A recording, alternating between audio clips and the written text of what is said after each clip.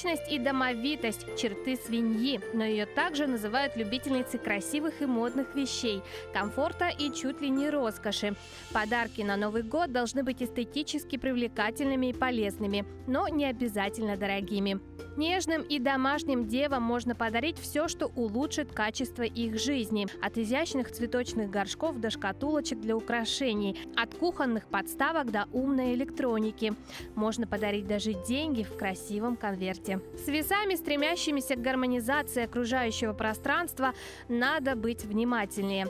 Вот им редко нравятся сертификаты и деньги в подарок, зато вещь, сделанная своими руками, хотя и совсем недорогая, может привести их в настоящий восторг. Скорпионов не порадуют бытовые приборы, но им рекомендуется дарить то, что смягчит их жалящий нрав.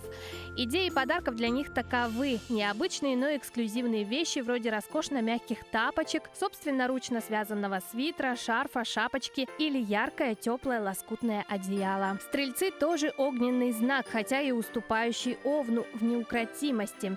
Поэтому в качестве подарка на Новый год им тоже понравится рюкзак или что-то для спорта, а также то, что поспособствует интересным переменам, всевозможные сертификаты и абонементы, билеты и приглашения. Для козерогов хороши функциональные вещи, делающие жизнь удобнее и комфортнее. Небольшие предметы интерьера, вроде маленьких шкафчиков и полочек.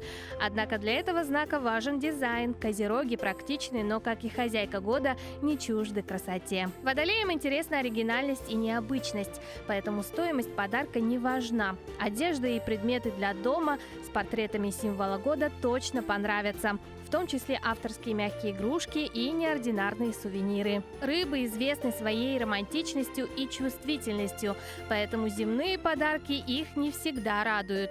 Из камней рекомендуются аметисты и аквамарины, а из более практичных подарков наборы качественных аромамасел и косметики для ухода за телом.